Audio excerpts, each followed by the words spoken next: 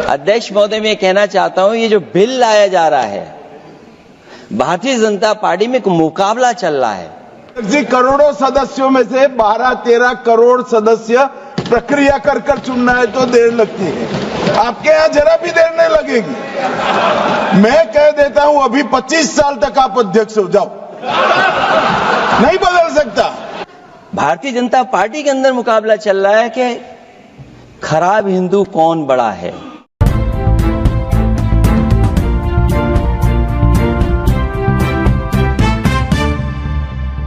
वक्फ bill को लेकर लोकसभा में आमने सामने हुए अखिलेश शाह, गृह मंत्री ने कसा तंज तो सपा प्रमुख ने जोड़ लिए हाथ। लोकसभा में वक्फ संशोधन विधेयक 2024 पेश होने पर हंगामा हो गया। गृह मंत्री अमित शाह ने कांग्रेस और सपा पर पलटवार किया। विधेयक को मुस्लिमों के हित में सुधारात्मक कदम बताया जा रहा है, लेकिन विपक्ष इसका विरोध कर रहा है।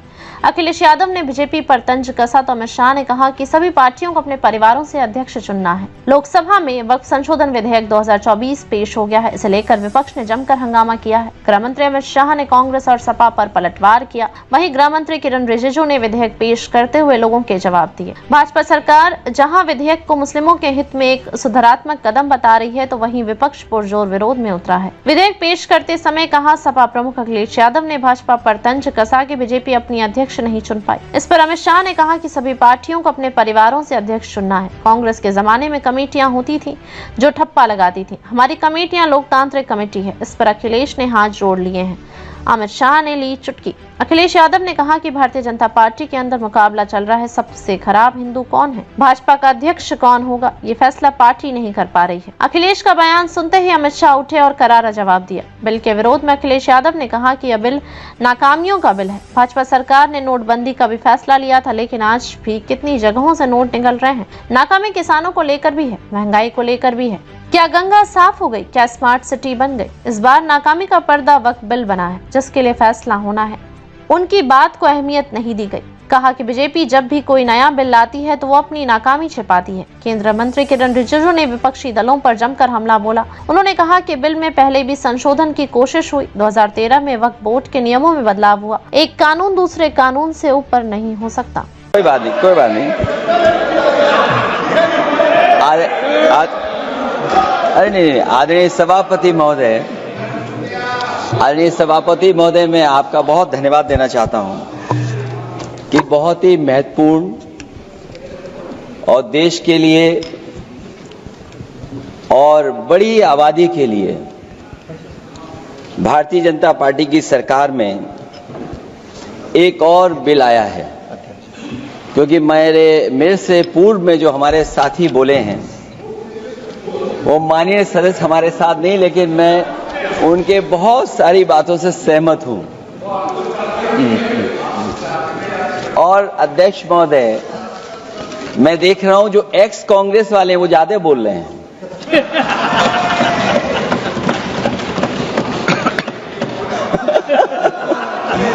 आदरणीय अध्यक्ष महोदय,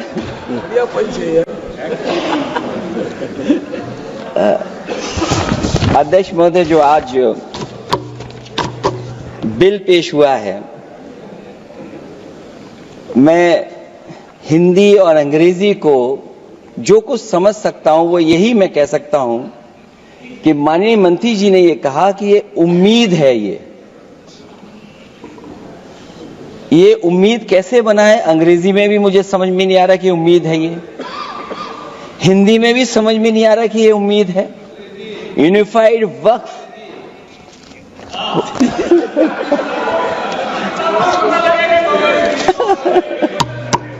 अध्यक्ष महोदय, यूनिफाइड वक्फ मैनेजमेंट अध्यक्ष महोदय, ये अध्यक्ष महोदय, मैं समझ सकता हूं कि मैं वो बात छेड़ना नहीं चाहता था, लेकिन क्या करूं, मजबूरी है अब। अध्यक्ष महोदय, अभी माननीय सदस्य लोग ये कह रहे हैं कि हमारे सदस्य नहीं है यहां पर जो हमारे साथी हैं, लेकिन अध्यक्ष महोदय मैं ये कहना चाहता हूं, ये जो बिल लाया जा रहा है, भारतीय जनता पार्टी में एक मुकाबला चल रहा है। भारतीय जनता पार्टी के अंदर मुकाबला चल रहा है कि खराब हिंदू कौन बड़ा है। और ये बात अध्यक्ष महोदय मैं ऐसे ही नहीं कह रहा हूं। जो पार्टी ये कहती हो कि दुनिया की सबसे बड़ी पार्टी है, अध्यक्ष महोदय वो अपना राष्ट्रीय अध्यक्ष नहीं चुन पाए अभी तक।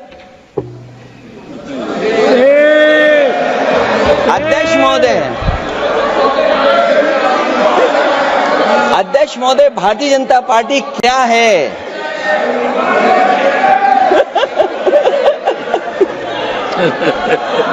जी मैं अखिलेश जी ने बहुत हंसते हंसते कहा है, इसको हंसते हंसते जवाब देना। ये सामने जितनी पार्टियां हैं उनका राष्ट्रीय अध्यक्ष उन 5 लोगों को ही चुनना है परिवार के। हमें माननीय अध्यक्ष जी करोड़ों सदस्यों में से 12-13 करोड़ सदस्य प्रक्रिया कर कर चुनना है तो देर लगती है। आपके यहां जरा भी देर नहीं लगेगी। मैं कह देता हूं अभी 25 साल तक आप अध्यक्ष हो जाओ, नहीं बदल सकता। अध्यक्ष महोदय क्योंकि जो बात निकल के आई है वो मैं फिर आगे बढ़ा दूं। अध्यक्ष महोदय जो बात सोशल मीडिया या और जगह गुपचुप हो रही है, कहीं ऐसा तो नहीं था कि अभी कुछ दिन पहले यात्रा जो हुई है वो कहीं 75 वर्ष की एक्सटेंशन वाली यात्रा तो नहीं थी। अध्यक्ष महोदय ये जो इस बार जो वक्फ बिल आया है, नाकामी का पर्दा इस बार है वक्फ बिल। और नाकामी कोई एक आध नहीं है, मैं कई नाकामियां बता सकता हूं। अभी मैं माननीय सदस्यों को सुन रहा था, वो पुराने कई बिल उनके बारे में चर्चा कर रहे थे कि कितने प्रोग्रेसिव बिल लेकर के आए हैं। मुझे याद है मैं उत्तर प्रदेश में उस समय था और मुझे लगा कि शायद इनकी वो बात ठीक होगी। एक ये बहुत तैयारी के साथ फैसला लेकर के आए थे और फैसला ये लिया था आधी रात के आज के बाद नोट नहीं चलेंगे, नोट बंद हो जाएंगे। आपका जो जब मैं ओपनिंग करूंगा उसका भी जवाब आएगा और बाकी अमेंडमेंट तो आखिरी में आता ही है।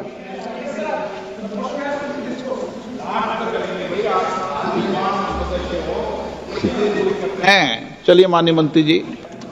माननीय अध्यक्ष महोदय, हम सबको बहुत डिटेल में जाने का भी आवश्यकता नहीं है। कमेटी के बारे में उसका जिक्र काफी हो चुके हैं, लेकिन मैं इतना कहना चाहता हूं कि जो कमेटी इस बार दोनों सदन लोकसभा राज्यसभा मिला करके ज्वाइंट कमेटी में वक्फ अमेंडमेंट बिल पे जो चर्चा हुई है, आज तक भारत के संसदीय इतिहास में इतना व्यापक रूप से चर्चा, कंसल्टेशन और समय कभी नहीं दिया है।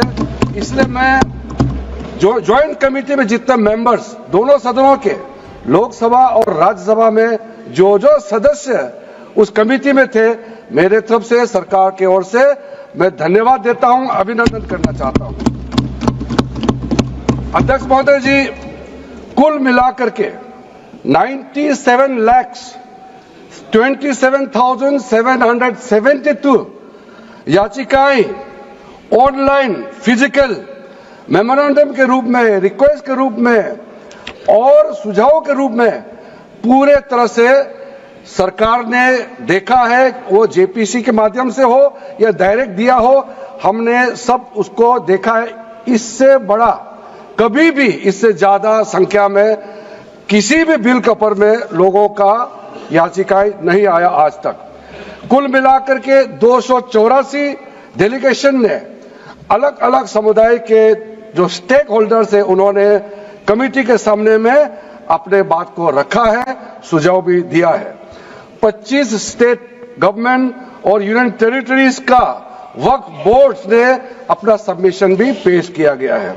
इसके अतिरिक्त कई लीगल लुमिनरीज, विद्वान लोग हैं हमारे समाज में, कम्युनिटी लीडर्स हैं, अलग अलग धार्मिक संस्थाओं का प्रतिनिधि, charitable organisation, civil society, academicians, researchers, policy makers, सब ने इस कमेटी के सामने में पेशकश किया है।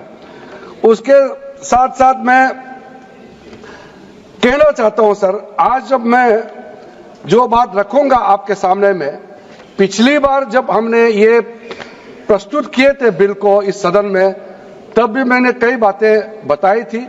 आज मैं उसको नहीं दोहराते हुए कुछ बातें मैं जोड़ूंगा, और मुझे अपना बात रखने के बाद सिर्फ उम्मीद ही नहीं, पूरा यकीन है कि जो जो लोग इस बिल को विरोध कर रहे थे, वो हृदय में भी बदलाव होगा।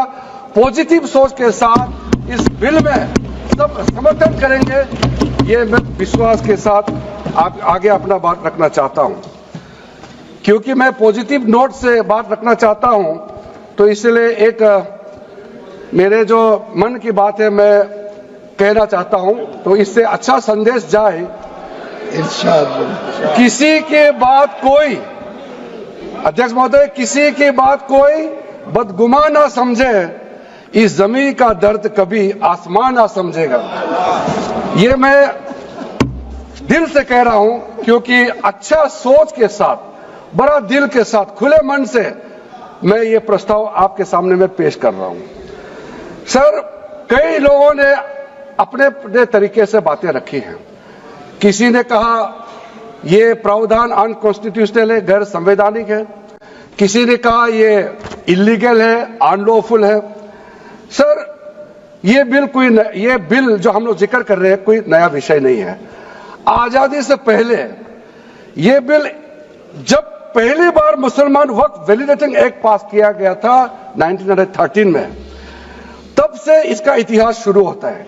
उससे पहले प्रिवी काउंसिल ने 1894 में इनवैलिडेट किया था वक्फ अल औलाद को।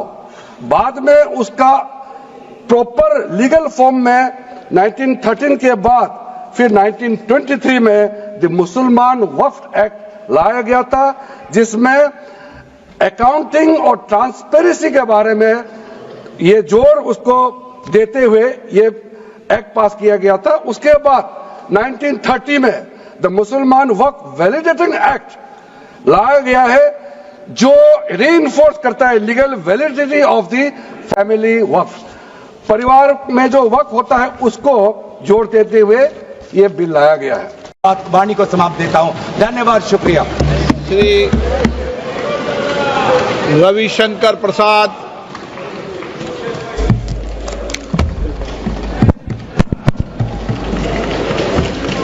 माननीय अध्यक्ष जी, मैं बहुत कृतज्ञ हूं कि मुझे इस महत्वपूर्ण बिल पर बोलने का अवसर दिया गया है। सर, मैं विपक्ष की बात सुन रहा था, मुझे उनके तर्क को समझने में थोड़ी कठिनाई हो रही है। वक्फ बिल में संशोधन होना चाहिए, लेकिन नहीं भी होना चाहिए। ये दोनों तर्क कैसे चलेगा? सबसे पहले बात थोड़ा संविधान की कर लेते हैं। आजकल लाल किताब बहुत घूमती है, जब भी कोई विषय होता है संविधान की लाल किताब दिखाते हैं। सर, हम संविधान की हरी किताब लेकर के आए हैं जो संसद में रखी हुई है, तो मैं इसी को दिखाऊंगा आज। सर, भारत के संविधान के मौलिक अधिकार में धारा 15 है। धारा 15 में लिखा हुआ है कि महिलाओं के साथ कोई विभेद नहीं होगा और सरकार महिलाओं के विकास के लिए कानून बना सकती है। तो अगर यह वक्फ बिल देश की खवातीनों के विकास के लिए, वक्फ में उनकी भूमिका के लिए यह कानून लाया जा रहा है, तो यह कानून गैर संवैधानिक कैसे हो गया भाई? सर, संविधान की धारा 15 में यह भी लिखा हुआ है कि सामाजिक रूप से पिछड़े वर्ग के लोगों के विकास के लिए सरकार कार्रवाई कर सकती है। यह सच्चाई है। Honourable member, please. मैं जिस प्रदेश से आता हूं, honourable member, please be seated. Honourable member, sir, जरा लोगों को बैठा दें।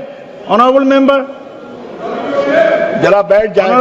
मैं भी आग्रह करूंगा। See the back to the chair, please be seated. Venugopal ji, जरा मैं बोल रहा हूं, आप भी सुन लीजिए। Mister Venugopal, yes, mister Venugopal ji, I am speaking, kindly have some attention to me. बैठिए।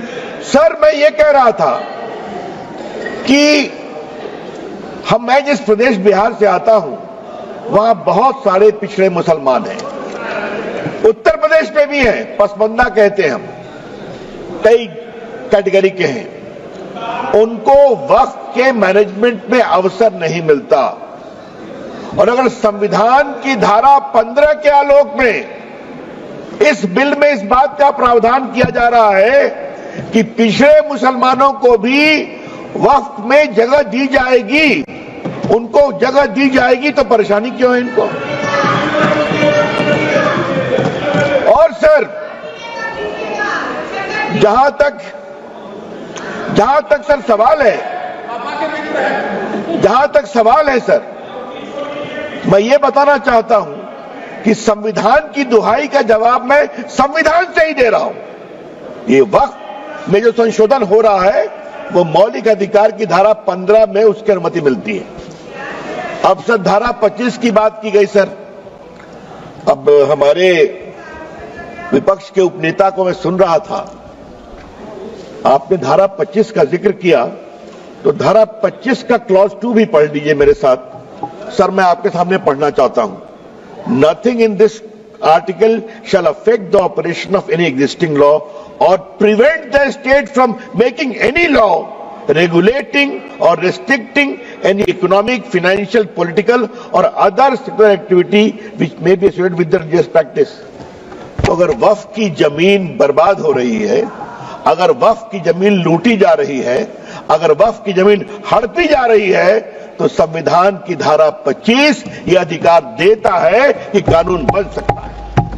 तो कृपया करके कोई अगर आप धारा संविधान की कोट करते हैं तो पूरी की पूरी कोट करें। सर मैं प्रावधानों पे आने के पहले एक और बुनियादी बात उठाना चाहता हूं। वक्फ के माने क्या है सर? माननीय मंत्री जी ने विस्तार से बताया है। Waqf is not a religious body, Waqf is just a statutory body. वो कोई धार्मिक संस्था नहीं है, वो सिर्फ एक वैधानिक संस्था है। सर दूसरा सवाल आएगा सर, अच्छा आप अपने पारी का इंतजार करिए ना। You are a very eloquent speaker, I know, wait for your turn.